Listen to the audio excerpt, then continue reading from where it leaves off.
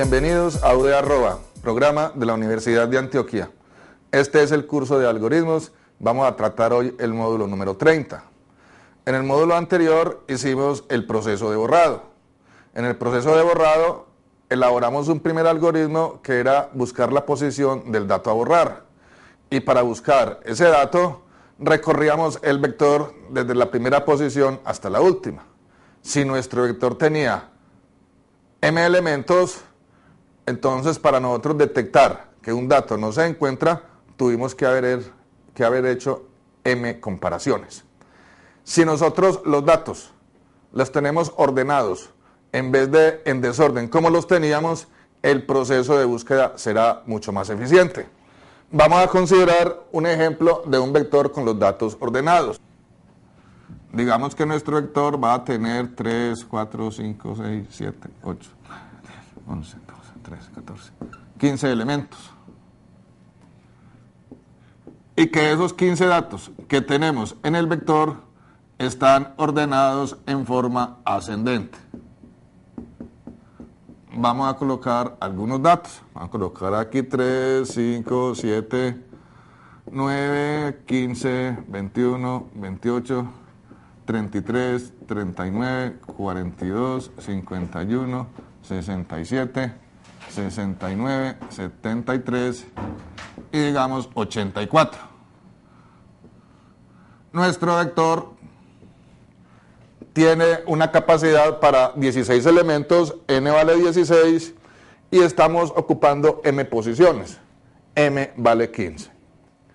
Si nosotros aquí deseamos buscar el número, digamos el 22, si hacemos el algoritmo que hicimos en la clase anterior de buscar la posición, tenemos que hacer 15 comparaciones para decir el 22 no está. Si nosotros hacemos uso de la cualidad de que el vector está ordenado, entonces nuestro proceso de búsqueda será mucho más eficiente. Vamos a hacer un proceso de búsqueda que se conoce como búsqueda binaria.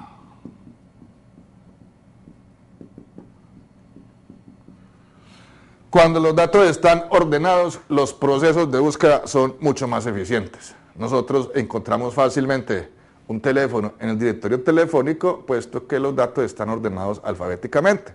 Si los datos no estuvieran ordenados alfabéticamente, buscar el teléfono de una persona sería una labor titánica. Aquí vamos a hacer uso de que los datos están ordenados. ¿Cómo vamos a hacerlo? Vamos a comenzar comparando el dato a buscar. Supongamos que el dato a buscar es, pongamos 97. Vamos a comparar primero el 97 con el dato de la mitad. Si nosotros estamos de buenas, ahí estaba el dato y con una comparación lo encontramos. De no haber sido así, entonces establecemos la siguiente comparación.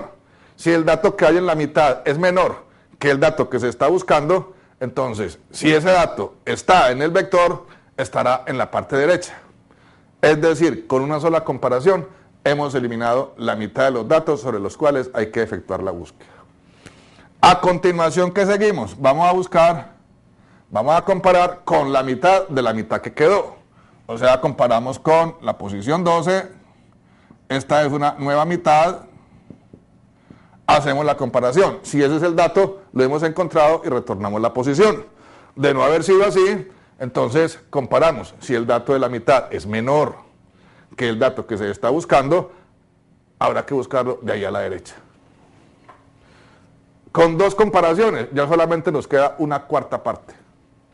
Si nosotros tenemos una cantidad de datos muy grande, por decir 1 millón de datos, con la primera comparación, si no encontramos el dato, hemos eliminado 500.000 posibilidades, 500.000 comparaciones que nos estamos ahorrando.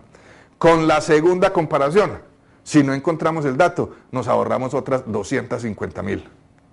Con dos comparaciones ya hemos eliminado 750.000 datos sobre los cuales hay que efectuar la búsqueda. Eso se logra ¿con qué? Con la cualidad de que los datos vamos a tenerlos ordenados. Para nuestro ejemplo, vamos a ordenarlos están ordenados en forma ascendente. Vamos entonces a elaborar nuestro algoritmo para hacer la búsqueda de la posición de un dato, haciendo uso de la cualidad de que los datos están ordenados. Nuestro algoritmo va a retornar un dato que es de tipo entero. Nuestro algoritmo vamos a llamarlo busbin, de búsqueda binaria. Va a tener como parámetros el vector en el cual hay que efectuar la búsqueda, el número de posiciones que están siendo utilizadas en ese vector y el dato a buscar. Definimos las variables requeridas para hacer ese proceso. Vamos a utilizar una variable que llamemos i, otra llamamos j y otra llamemos la mitad. Y serán de tipo entero. ¿Para qué me sirve la i? La i me sirve para conocer a partir de cuál posición es que voy a hacer el proceso de búsqueda. Y la j me dice hasta cuál posición hay que hacer el proceso de búsqueda. Hacemos inicio. Inicialmente vamos a decir, a la i le asignamos 1 y a la j le asignamos m. Para nuestro ejemplo, i empieza valiendo 1, j empieza valiendo 15. Vamos a trabajar aquí mitad. Planteamos nuestro ciclo. Mientras la i sea menor o igual que la j, ¿qué es lo que vamos a hacer? Tenemos la posición inicial a partir de la cual hay que efectuar la búsqueda y la posición final. Necesitamos determinar la posición de la mitad. ¿Cómo determinamos la posición de la mitad? Mitad será igual a i más j dividido 2. Para nuestro ejemplo, 1 más 15 es 16, dividido 2, 8. La primera comparación vamos a efectuarla con el dato que está en la posición 8. Esa es la mitad. O sea, vamos a comparar, vamos a preguntar si lo que hay en el vector en la posición mitad es igual al dato que se está buscando. Hemos encontrado la posición en la cual se halla ese dato. Eso es lo que va a retornar nuestro algoritmo. Le decimos retorne mitad. Retorna la posición en la cual se halla el dato D. Si no retornó, quiere decir que todavía no lo ha encontrado. Entonces, como no lo ha encontrado, vamos a comparar el dato que está en la posición mitad, vamos a compararlo con el dato a buscar. Preguntamos si lo que hay en la posición mitad es menor que el dato D que se está buscando, quiere decir que se encuentra en este lado. Entonces ya la posición inicial de búsqueda va a ser 9. ¿De dónde obtenemos el 9? Simplemente le decimos que a la i le asignamos mitad más 1. De lo contrario, o sea, si lo que hay en la posición mitad del vector no es menor que D, quiere decir que si el dato está a la izquierda. Entonces la posición inicial seguirá siendo la misma i, pero la que varía es la posición final. De lo contrario, la posición final sobre la cual habrá que efectuar la búsqueda será mitad menos 1. Fin del sí y fin del mientras. ¿Cuándo se sale de este ciclo? De este ciclo se sale cuando la i sea mayor que la j o cuando encontró el dato y si encontró el dato retornó. O sea que si él se sale del ciclo sin haber retornado, significa el dato no estaba en el vector. Y ya habíamos dicho que la condición con la cual vamos a identificar que el dato no está en el vector es que retorne m más 1. Vamos a decirle aquí entonces, retorne m más 1. Fin del inicio y fin de nuestro algoritmo que estamos llamando BuzzBeam. Este proceso de búsqueda es un proceso mucho más eficiente que el que hicimos en la clase anterior. Y estamos aprovechando la situación de que los datos están ordenados. En la práctica, los datos siempre se deben manejar en forma ordenada, puesto que el orden implicará eficiencia en todos los procesos que se ejecuten. Vamos entonces a comenzar a hablar de procesos de ordenamiento. Es decir, nosotros tenemos construido un vector, los datos están en desorden, como para que nuestros procesos sean eficientes, los datos deben estar ordenados, debemos ejecutar un proceso de ordenamiento. Para ordenar los datos de un vector existen muchos métodos. Vamos a tratar acá los métodos, digamos, más simples que se tienen para hacer ese proceso de ordenamiento. Comencemos entonces a hablar de lo que son métodos de ordenamiento. Vamos a ver en este módulo el método de selección. Vamos a explicar en qué consiste ese método y vamos a elaborar el algoritmo correspondiente a ese método. Para ello, consideremos nuestro ejemplo. Tenemos nuestro vector. Nuestro vector con una capacidad de 8 datos, de los cuales utilizamos 7.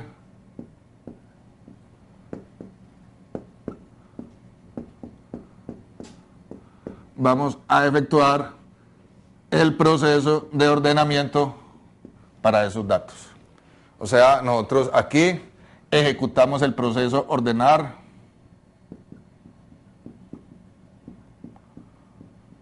y como resultado de ejecutar ese proceso de ordenar, entonces los datos en el vector quedarán de la siguiente forma. Primero el 1, 2, 3, 4, 6, 8 y 9. Esa es la forma como quedan los datos en el vector después de que ejecutemos el proceso de ordenar. Vamos entonces a trabajar el método de selección. El método de selección se enuncia de una manera bastante descriptiva, creo yo. El método de selección se enuncia así: de los datos que faltan por ordenar,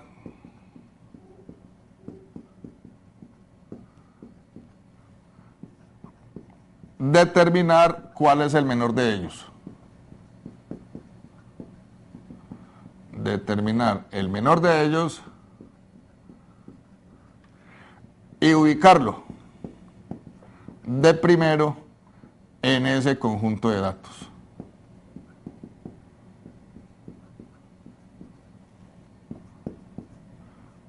¿Cuál conjunto de datos? El conjunto de datos que faltan por ordenar. Inicialmente, ¿a partir de cuál posición falta por ordenar? De la primera. Entonces, buscamos cuál es el menor de todos esos datos. El menor se encuentra en la posición 2, entonces vamos a intercambiar el dato de la primera posición con el dato de la segunda. Y entonces nos quedará acá un 3 y aquí un 1. ¿A partir de cuál posición faltan datos por ordenar? A partir de la 2. Entonces, a partir de la 2, vamos a buscar en cuál posición está el menor dato. El menor dato se encuentra en la posición 4, entonces intercambiamos el dato de la posición 2 con el dato de la posición 4. Aquí nos queda el 2 y aquí el 3. Y ya llevamos dos datos ordenados. ¿A partir de cuál posición falta por ordenar? A partir de la posición 3. A partir de la posición 3 vamos a determinar la posición en la cual está el menor dato. Aquí por inspección vemos que es en la posición 4. Intercambiamos el dato de la posición 4 con el de la posición 3. Aquí nos quedará el 3 y aquí nos queda el 6. Y ya llevamos 3 datos ordenados. A partir de la posición 4 es que faltan datos por ordenar. Determinamos la posición en la cual está el menor dato, está en la posición 7, el 4 lo ubicamos acá y el 6 acá. Y ya llevamos 4 datos ordenados. ¿Cuántos datos faltan por ordenar? A partir de la posición 5 faltan datos por ordenar. Entonces, determinamos el menor de todos ellos. El menor está en la posición 7, aquí quedará el 6 y aquí quedará el 8. Ya falta por ordenar, es a partir de la posición 6. Determinamos la posición en la cual está el menor dato, está en la posición 7, intercambiamos la 6 con la 7 y falta por ordenar a partir de la 7.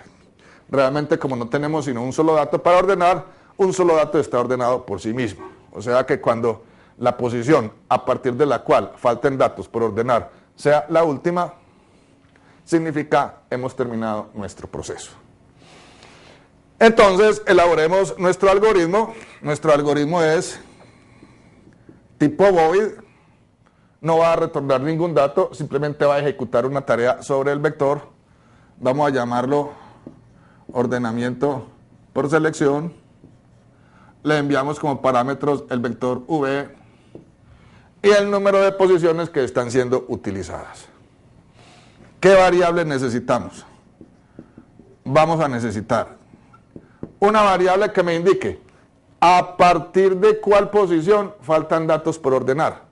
Esa variable vamos a llamarla la variable i. Necesito una variable en la cual recorra el vector, determinando en cuál posición se halla el menor dato. Esa variable vamos a llamarla la variable j. Y vamos a necesitar una tercera variable en la cual estemos almacenando la posición en la cual está el menor dato de los datos que faltan por ordenar. Esa variable vamos a llamarla la variable k. Ambas, las tres variables, son de tipo entero. Colocamos nuestro inicio.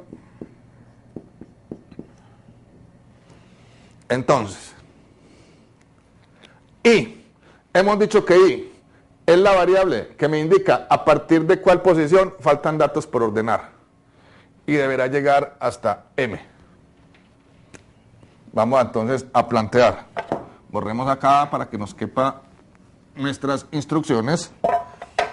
Hacemos un ciclo para y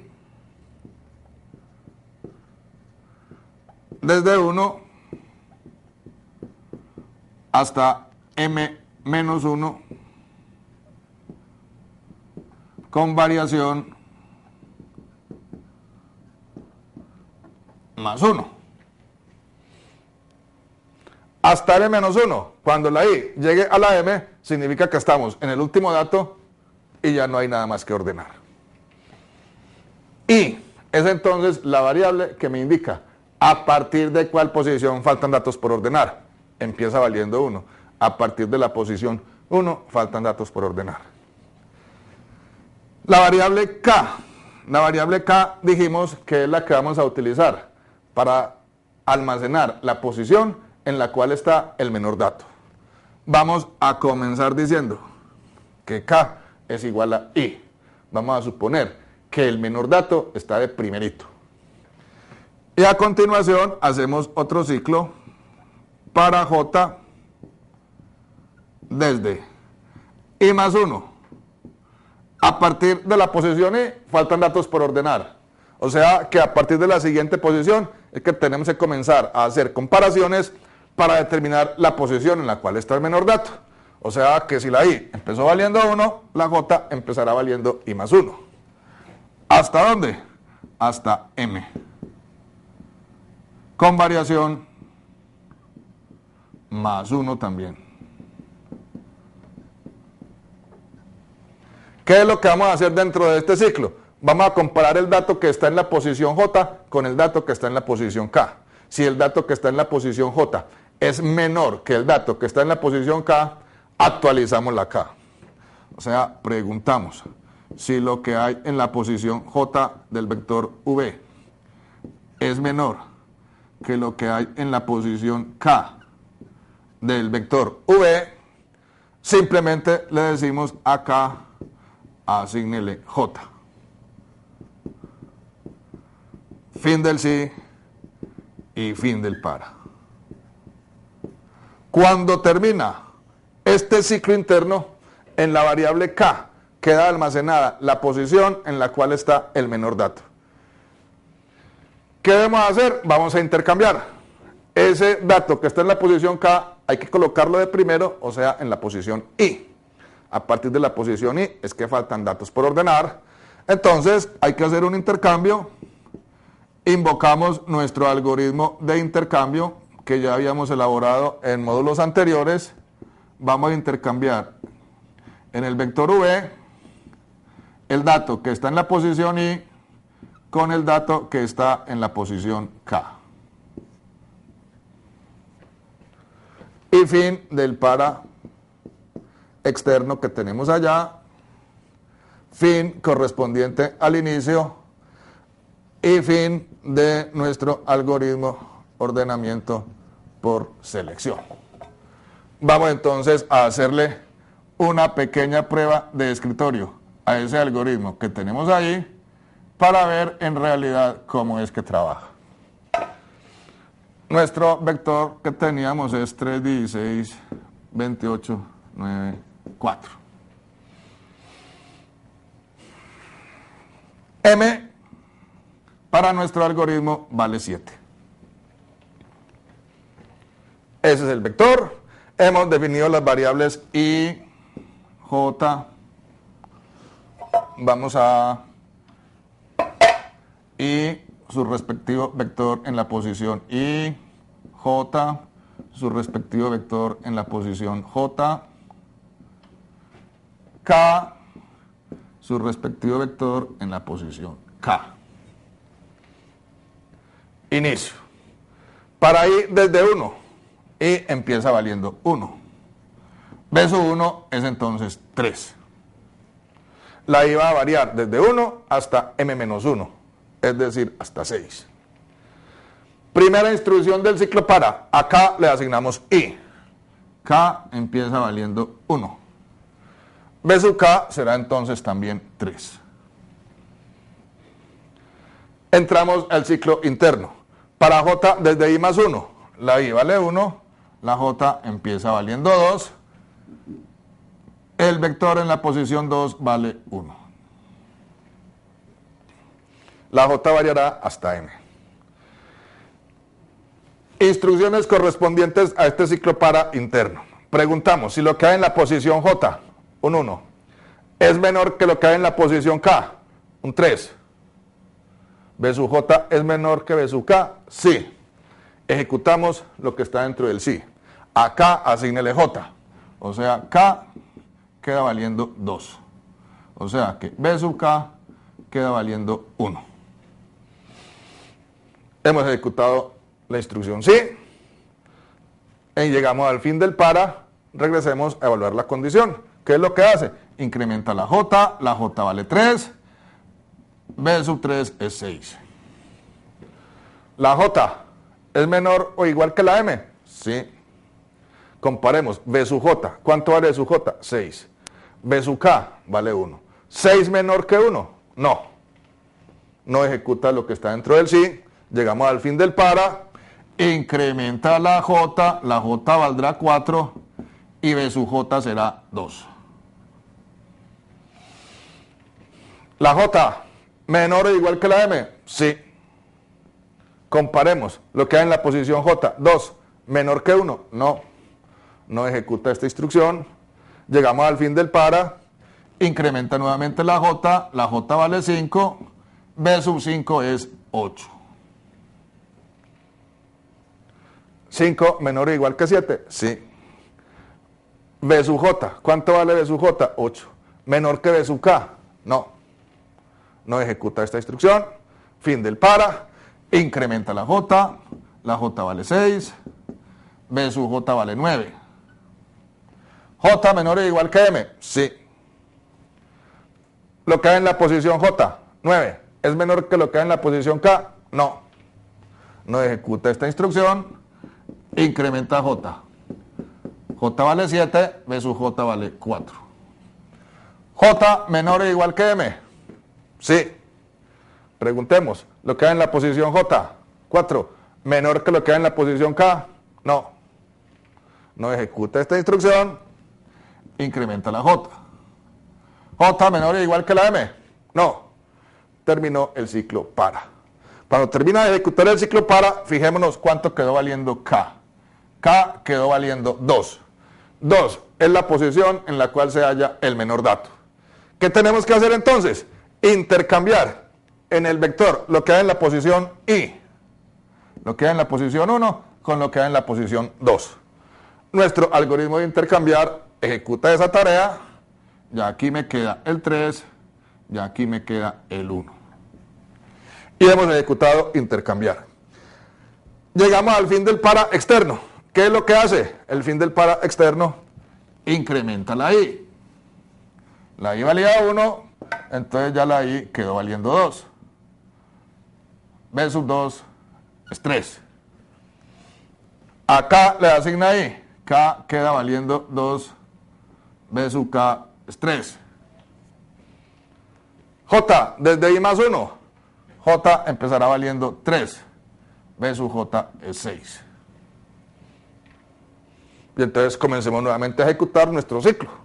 B sub J menor que B sub K. 6 menor que 3. No. Incrementemos la J. La J vale 4. O sea, B sub 4 es 2. 4 menor o igual que la M. Sí. Entremos al ciclo. B sub J menor que B sub K. 2 menor que 3. Sí. La condición es verdadera, ejecutamos esta instrucción. Acá le asignamos J. K queda valiendo 4, por consiguiente B sub K es 2. Fin del para, incrementa la J vale 5, B sub J será 8. B sub J menor que B sub K, no, incrementa la J vale 6, B sub J vale 9. 9 menor que 2, no. Incrementa la J vale 7, B sub 7 es 4, y preguntamos, B sub J menor que B sub K, 4 menor que 2, no. Incrementa la J y terminó nuevamente el ciclo interno. ¿Cuánto quedó valiendo K? 4. En la posición 4 se encuentra el menor de los datos que faltan por ordenar. ¿Qué hacemos? Intercambiamos lo que hay en la posición I. Lo que hay en la posición 2 lo intercambiamos con lo que hay en la posición 4. O sea, aquí me queda el 2 y aquí me queda el 3. Y ya falta por ordenar a partir de la posición 3. Entonces, sugiero que como ejercicio terminen de hacer la prueba de escritorio de este algoritmo para convencerse de cómo es que funciona y que se entiende bien ese algoritmo. Así hemos llegado al final de este módulo. En el próximo módulo veremos otro método de ordenamiento. Muchas gracias.